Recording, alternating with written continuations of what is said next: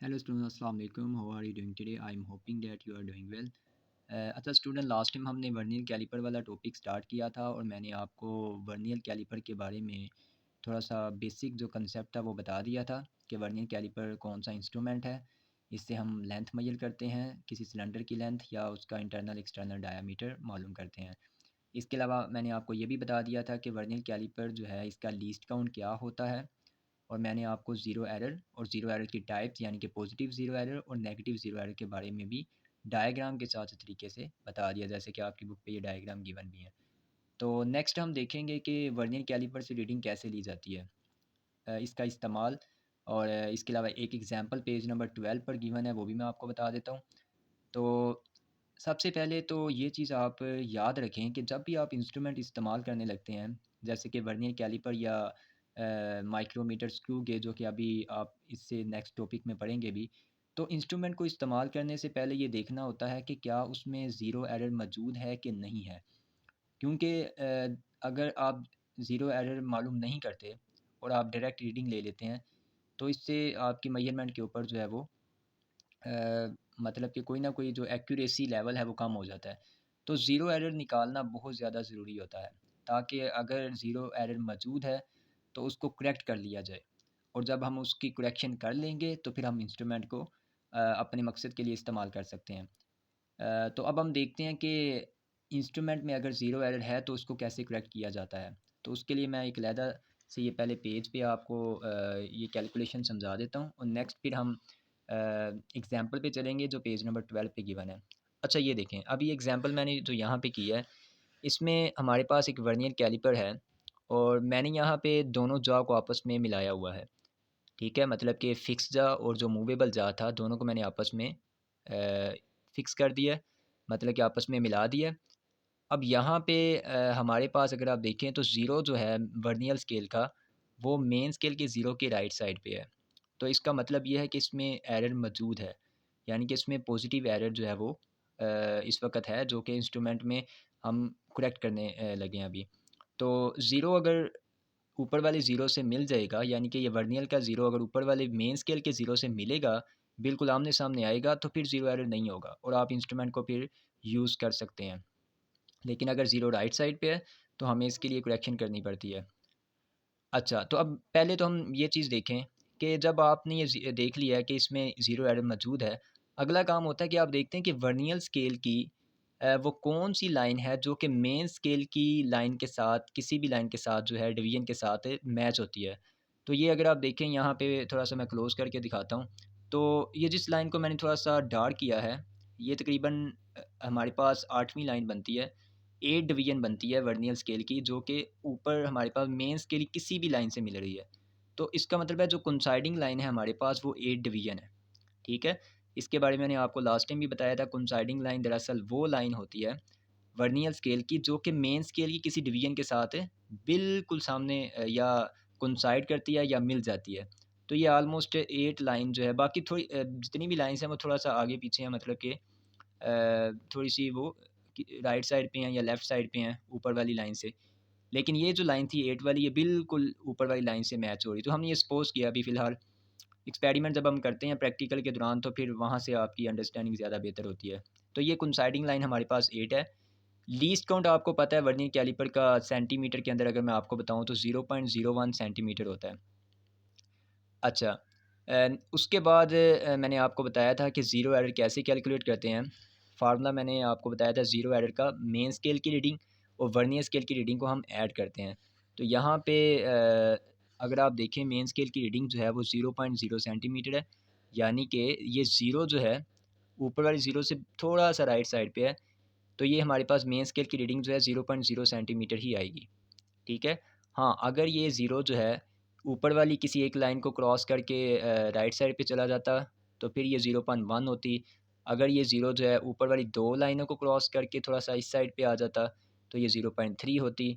लेकिन यहाँ पे हमारे पास जो मेन स्केल की रीडिंग है ये 0.0 सेंटीमीटर है. वर्नियर स्केल की रीडिंग अब हम चेक कर लेते हैं, ये कैसे निकलती है. आपको बताया था लास्ट टाइम भी, कोइंसाइडिंग लाइन को आप लीस्ट काउंट से मल्टीप्लाई करते हैं. अब आपको पता है कोइंसाइडिंग लाइन 8 डिवीज़न है, लीस्ट काउंट वर्नियर कैलिपर का 0.01 है. आप इन दोनों को मल्टीप्लाई करेंगे तो ये हमारे पास 0.08 सेंटीमीटर वर्नियर स्केल की रीडिंग आ जाएगी। अब आपको मेन स्केल की रीडिंग का पता है, वर्नियर का पता है, आप ज़ीरो एरर निकालने के लिए दोनों रीडिंग को ऐड कर देंगे। तो ये देखें मैंने यहाँ पे दोनों को ऐड किया, तो ये हमारे पास ज़ीरो एरर आ जाएगा 0.08 सेंटीमीटर। अब आपको पता है कि ज़ीरो करेक्शन जो है वो दरअसल ज़ीरो एरर का नेगेटिव होती है। तो यहाँ पे जो वैल्यू आएगी प्लस में, इसको जस्ट आप माइनस में लिखेंगे तो ये ज़ीरो करेक्शन आ जाएगा। तो ये तो हमारे पास मेथड है कि आप किसी भी इंस्ट्रूमेंट को यूज़ करने से पहले उसका ज़ीरो एरर चेक करके उसमें अगर कोई ज़ीरो एरर मौजूद है तो हम उसको ज़ीरो करेक्शन उसकी फ़ाइंड करते हैं। और ये ज़ीरो करेक्शन बाद में इस्तेमाल होती है जब भी हम अपनी फ़ाइनल रीडिंग यानी कि इसमें कोई जब दोनों जा के दरमियान में कोई चीज़ रखेंगे और फिर हम रीडिंग देखेंगे तो उसके अंदर ये माइनस हमारे पास होगी फ़ाइनल में जाके। अच्छा, ये हमारे पास हो गया ज़ीरो एरर और ज़ीरो करेक्शन के बारे में। अब हम चलते हैं नेक्स्ट ये रीडिंग, यानी कि सपोज़ कर लेते हैं अब हमारे पास यहाँ पे एक इंस्ट्रूमेंट जो वर्नियर कैलिपर है, इसके दरमियान में हमने कोई भी एक स्फीयर जो है वो रख दिया है दोनों जा के दरमियान में, मूवेबल और फिक्स जा के दरमियान में। और अब हम देखते हैं कि हमारे पास जो यहाँ पे रीडिंग है वो क्या आती है। तो अगर आप अपनी बुक से भी देखें तो ये तकरीबन हमारे पास ज़ीरो जो है ये 2 के बाद अगर आप देखें 2 लाइन्स मज़ीद जो है वो राइट साइड पे है। तो 2.2 जो है ये हमारे पास मेन स्केल की रीडिंग आ जाएगी, ठीक है? तो 2.2 सेंटीमीटर हमारे पास ये मेन स्केल की रीडिंग आ जाएगी। नेक्स्ट काम आपने क्या करना होता है, आपने वर्नियर स्केल की रीडिंग देखनी होती है। और वर्नियर स्केल की रीडिंग देखने के लिए ये एग्ज़ाम्पल वैसे नेक्स्ट पेज पे मैं आपको बताता हूँ। ये देखें, ये डायामीटर आपने अगर निकालना है तो मेन स्केल की रीडिंग 2.2 सेंटीमीटर जो अभी मैंने आपको बताई भी है। अब आपने देखना है वर्नियर स्केल की रीडिंग क्या होगी, तो उसके लिए कोइंसाइडिंग लाइन चेक करनी होती है। सेम वही प्रोसीजर है जो हम ज़ीरो एरर या ज़ीरो करेक्शन के लिए हम करते हैं। तो कोइंसाइडिंग लाइन देखते हैं, ये देखें यहाँ पे 6 डिवीज़न हमारे पास कोइंसाइडिंग लाइन है, जो कि ये पीछे वाले पेज पे जो एक्सपेरिमेंट यहाँ पे किया था, तो यहाँ पे ऑलमोस्ट 6 लाइन जो वर्नियर स्केल की है, वो मेन स्केल की लाइन से मैच हो रही है। तो इस वजह से हमारे पास ये कोइंसाइडिंग लाइन 6 आ गई। अब आपको वर्नियर स्केल की रीडिंग निकालने का मैंने अभी बताया था कि कोइंसाइडिंग लाइन को लीस्ट काउंट से मल्टीप्लाई करेंगे तो ये हमारे पास आ जाएगा वर्नियर स्केल की रीडिंग। नेक्स्ट आप करते हैं observe diameter of the cylinder, क्योंकि अब आप डायामीटर निकालने जा रहे हैं सिलेंडर का या जो स्फीयर आपने वहाँ पे यूज़ किया था। तो ये डायामीटर किस तरह से निकलेगा, जो मेन स्केल की रीडिंग है उसके अंदर हम ये वर्नियर स्केल की रीडिंग को ऐड कर देंगे। तो दोनों रीडिंग को जब ऐड करेंगे तो ये हमारे पास 2.26 सेंटीमीटर सिलेंडर का डायामीटर आ जाएगा।